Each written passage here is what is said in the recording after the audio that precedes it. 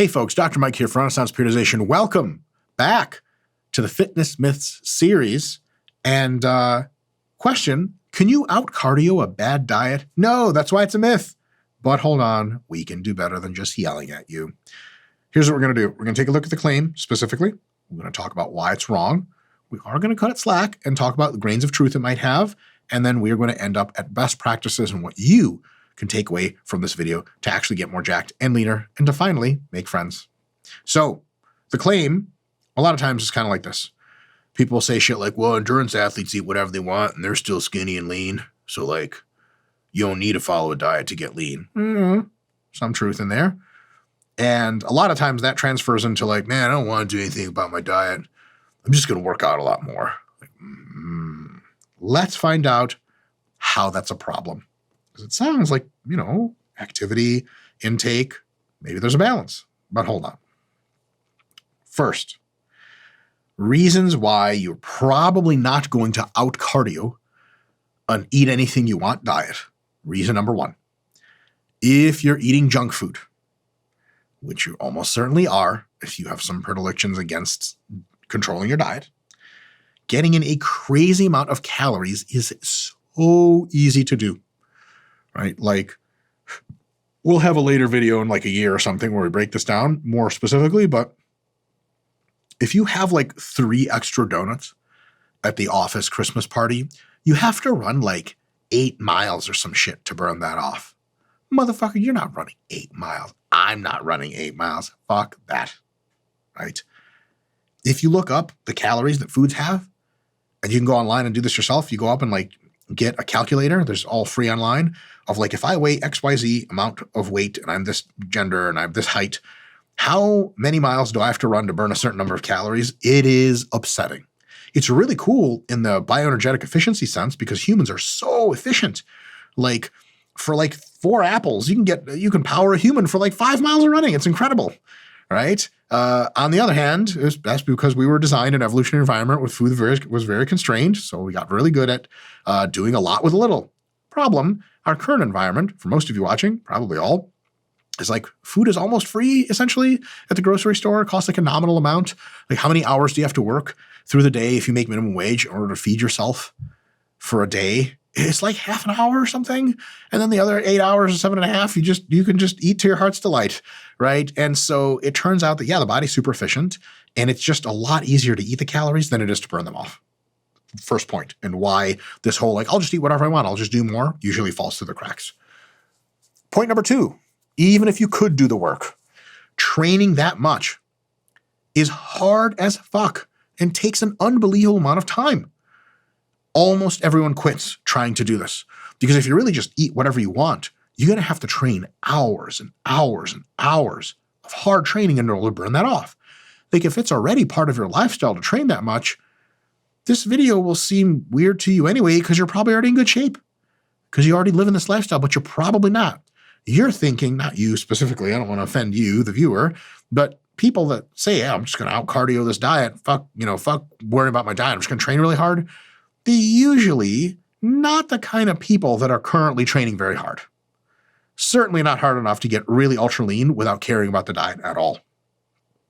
And when we say hard, we mean if you're just eating fuck all and you don't have a low appetite to begin with, you need to be at a competitive endurance athlete output levels, training levels, daily, weekly, monthly levels in order to stay lean eating that much food. That thing that it takes to be an endurance athlete and fucking grind, the toughest people on earth, is what 99% of people that don't feel like cutting their calories don't have. Willpower. Okay? So the reason you're saying fucking, I'm not going to control my diet, I'm just going to fucking do more activity is because you're a little bitch and you don't want to fucking control your diet because, to paraphrase C.T. Fletcher, you don't have what it takes. You're going to be that same guy that also runs 8 miles every day? Get the fuck out of here. No, you're not. You're going to do an extra 3 sets of bicep curls, motherfucker, and you're going to stay gigantic. Plain and simple. Point number 3, in a positive light, now that I've thoroughly insulted everyone listening, controlling your diet is not that hard. All right? You can just eliminate most of your junk food if you're the normal person in America or Western Europe or Asia and you eat a normal amount of junk food. If you just take almost all the junk food out, you've bought yourself like miles and miles and miles of not having to run. So if you had kept that junk food in, it'd have been like, okay, you can keep this in and still lose weight, but you have to run 5 miles a day. Like, okay. What if I take out like these 3 Twinkies that I eat every day? Or like a little bit of ice cream and cookies and chips. Oh, and don't forget about the Laffy Taffy. I love the fucking candy. My kids have it. I have to have it. If you take away 90% of that shit, congratulations, you now have to run half a mile a day to lose the same amount of weight. You're like, wait a minute. I have to run 4.5 extra fucking miles to have like 3 fucking Twinkies? Fuck that. How hard would it really be for me not to have 3 Twinkies a day? Like, I don't know. For weeks, I wouldn't even remember that I used to have Twinkies. I might feel better not having them. Versus be like, I have to have my Twinkies, non-negotiable. Okay, run 4.5 extra miles. But right now? Well, yeah, start now. You'll be asleep by the time, you'll be bedtime by the time you're done. But I just had I had the Twinkies just now. And they'll have GI distress if I run. Like, okay, great. We'll just start tomorrow. Tomorrow you run 9 miles total because you'll be 4.5 miles behind. Like, fuck. Controlling your diet is not that hard.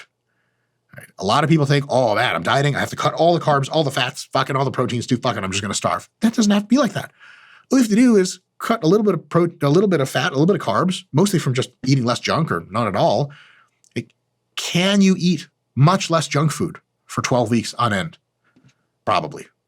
Can you run 10 extra miles a day for 12 weeks on end? No. Almost certainly no. The answer is no. Point number 4. So basically, real quick, just to end up point number 3. When people say, I'll just work harder and thus don't have to control my diet, they don't understand what harder really means. It's like saying, oh yeah, I heard you like made it into the Navy SEALs. Congratulations. I heard that was hard. Like, it's not hard. It's exponent. It's insane. It's that hard that almost no one does it. Ta-da, right? You don't want to like make a plan that is the logical or analogical equivalent of like, yeah, I'll just join the Navy SEALs. Fuck. I don't, it's someone's like, hey, do you want to take like a gun class and some tactical fighting classes? You're like, nah, I'll just try it for the SEALs. Like, all right.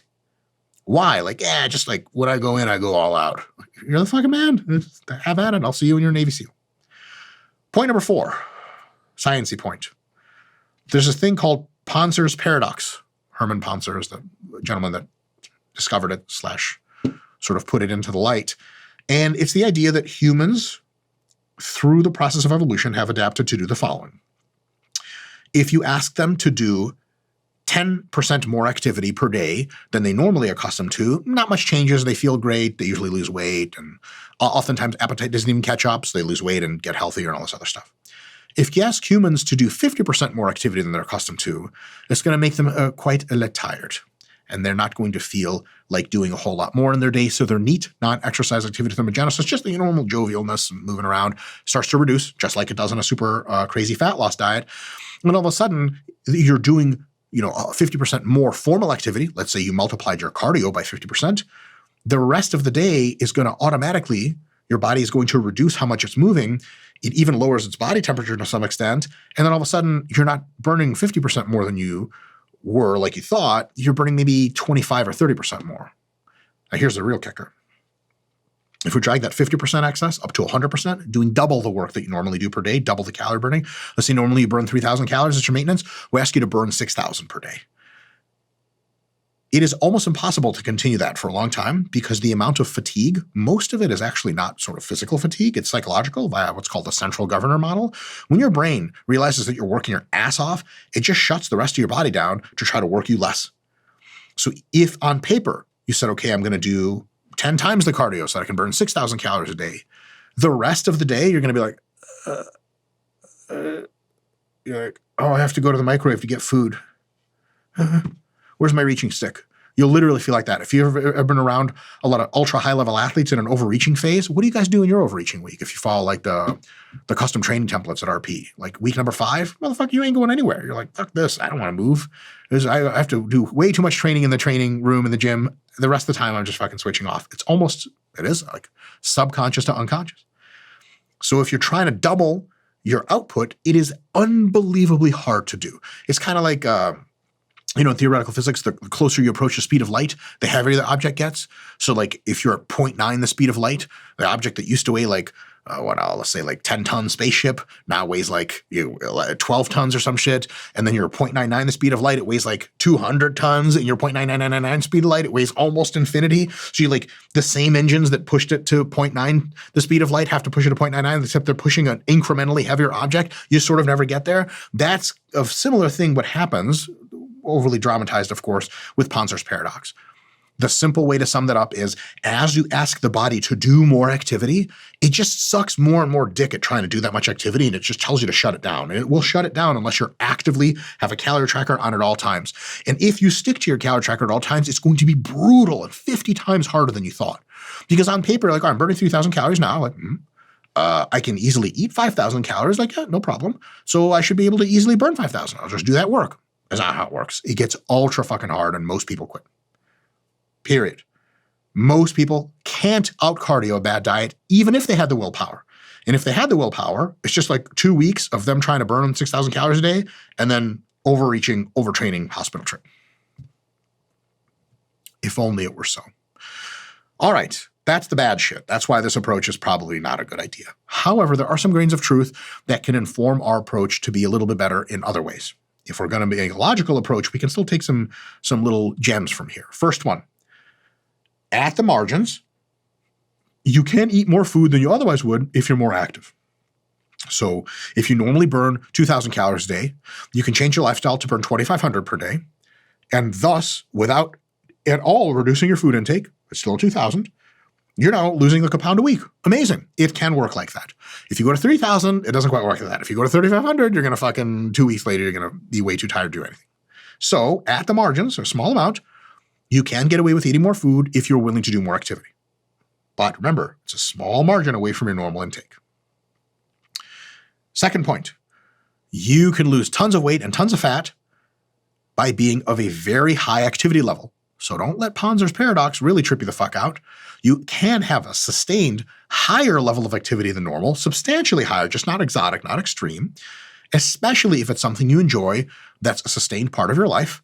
Okay, if you like go to kickboxing class or you walk a bunch of you have like 8 dogs because nobody wants to be your friend. You walk fucking 8 dogs around. You love it. It's a part of life. You don't even notice like, oh shit, I had like 18,000 steps today. Amazing, right? That it's totally possible to keep doing that, right? And the best way to go about this if you're already super high activity is if you want to lose some fat, just peel back the junk on your diet a tiny bit. Be like, all right, for the next 8 weeks, I'm just going to have no junk food, only good stuff, because it's just hard to eat as much good stuff as junk food, and I'm just going to be as active as ever. That works really well. You can get massive changes while still eating a ton. People come over your house, you're eating like tons of fucking brown rice and salmon and avocado, and people are like, what the fuck? I thought you were on a fat loss diet. You're like, oh, I am. I love it. Like, what the hell? You're eating a shitload of food. Like, yeah, but I like super active, and also I don't eat like 10 cookies before I fall asleep, because that's what really makes people fat. It can work at the margins. And lastly, really, really impactfully, losing fat while at a moderate to high activity level, not ultra high, that's too bad, not moderate because we can do better, moderate high activity level, and eating plenty. If you lose fat in that circumstance, plenty means just a bit of a deficit. It is likely one of the best possible ways to lose fat. Why? Because it is very sustainable. You can sustain a high output. It's just really great for your health. It usually makes you happier. People are like, hey, you want to go to the beach? And you're like, no, it's going to take too much work. You're like, yeah, fuck yeah, I'll go to the beach and pop some kid's fucking beach ball. Scott, is that what that's called? A beach ball? The big, that's all it's called? It's no other special technical name I'm unaware of? Got it. Remember, guys, I'm from Russia originally. And in beach ball, we have our own term for that. I'm just kidding. I don't know if in communist Russia they manufactured anything that looked like a beach ball, because we had almost no beaches and fun was not something we prioritized. In any case, you all this energy, pop a kid's beach ball, throw kick sand in his dad's face, make sure dad's not going to beat you up, and you're good to go, right? So it's super sustainable to be high active. It's actually less sustainable to be low activity. You're just like missing out on life from being a fucking recluse piece of shit all the time. So it's really super sustainable to be moderate high activity. If you're eating plenty, you are way less likely to encounter severe diet fatigue. Severe diet fatigue can occur from way too much activity, even if you're eating plenty. But if it's just a bit more activity than usual and you eat still plenty, you can lose lots of fat and actually feel really, really good. Huge mistake people make is their activity goes down because they start to get basically in a diet constricted sort of hunger mode. And then once they do that, they bring their food down even more to compensate. And then they just sit at home and shiver and do this and everything sucks. And the highest possible diet fatigue is from doing shit like that. So if you have a high, moderate level of physical activity, and you cut your food down just a bit, you can be super lean and be like, fuck, I'm not even hungry. I don't even want to rebound. Amazing, amazing, amazing, amazing. And it's way healthier than doing less activity and way less food. So if you keep your food up and you keep your activity way up, that whole process of, first of all, living like that, and second of all, losing fat like that is just way healthier for you, psychologically and physiologically. So there's a lot of good stuff here. How do we wrap all this up and how do we view it together? So what are the best practices? First, and this is really a big deal. I want to put too fine a point on it. Diet always comes first. Any attempt at a body composition alteration, which doesn't at some point look at diet, is fucking stupid. No bodybuilder on stage today, I'm willing to say it's no bodybuilder, doesn't watch their diet. Of course they fucking watch their diet. The first thing they watch. So if you hear someone say this, a member of your family like, yeah, thinking about dieting, but I think I'm just going to eat whatever and just like train more. Please try to talk them out of that because they're missing the biggest possible piece of the puzzle that could fuck over all the other pieces of the puzzle. And they're going to be none the wiser because they think, oh yeah, I'll just train more. Not how it works. So ignore diet at your peril. Number 2, when you're trying to lose fat, ideally have your activity level in a moderate to high range. What does that mean? It means like 10 to 15,000 steps per day for most people. That's a really good sweet spot. It means, anything above 15,000, unless you're a waiter or something, you're used to it, it's going to fatigue the fuck out of you, at least for the first 2 weeks. Anything below 10,000 feels totally fine, but you could be burning more fat. Anything between 10,000 and 15,000 on average, and don't get too hung up on these numbers, feels like, I really am kind of moving around a lot, but it's not bogging me down because it's not too much. It's that sort of maximum sustainable amount of high energy output, and it fucking works. So that's point number 2. Get your activity to that level, and then when you modify your diet, you'll only have to change it a little bit and you'll get great results. When you're trying to lose weight, point number 3, get in, get it done, get out. This means that instead of being like, well, I'll just keep my diet the same and do more activity and sometime I'll lose weight, I was like, look, all right, for the next 12 weeks, I'm eliminating all junk food and I'm reducing my dietary fat. So I'm eating mostly carbs and like healthy carbs and proteins and veggies and shit like that. If you count it all up and it adds up to the calories, that's even better. If you do that, is it going to suck? Yeah, it's going to suck a little bit. You don't want to live like that. But with dieting, you're living like this. You get in, get your weight down, get out, and now you live here. As opposed to being like, well, I'm looking for a permanent lifestyle change or just eating eating whatever I want and doing a lot more activity. You're not going to survive that. So when you're trying to lose weight, don't think of, I'll change this as something that'll sustain me forever. That's not how weight loss works. Weight loss works is you make a change, you alter, and then you go back to a little bit more of a normal lifestyle, keeping much of the activity and physical resistance training and good dieting practices in, but having a few cookies, having some junk food here and there. That's sustainability. So dieting, big rule is get in, do it right, get out. Don't be like, oh yeah, like if I just increase my physical activity, whatever, I'll be lean in like a year or some shit. You could be lean in 3 months. Get in, get it done. Because a year of anything is just going to wear on you and you're probably going to quit. Most people quit. And yes, you can move more than otherwise, and you can eat more, both at the margins, right? But remember that controlling your eating is much more powerful. Based on what you do or don't eat, you have a huge range of calories you can modulate. Whereas physical activity, it's just a lot harder to modulate calories. Especially if the food is high calorie density, like junk food, just eliminating it or reducing it has such an easy ability. Sounds like a fad. Sounds like an easy ability to just really cut a bunch of body fat off in weeks and weeks and weeks and go right back to eating junk food, just a little less, and then maintaining. So yes, in an ideal world, you would just not have to change your diet. You could do a little bit more activity and get ultra lean. The problem is it doesn't work like that. In most cases, controlling your diet very well, staying at a high level of activity, and only bringing your diet down enough that it causes fat loss is the best way to go. Folks, let me know what mistakes I made, what I left out. See you in the comments. Peace.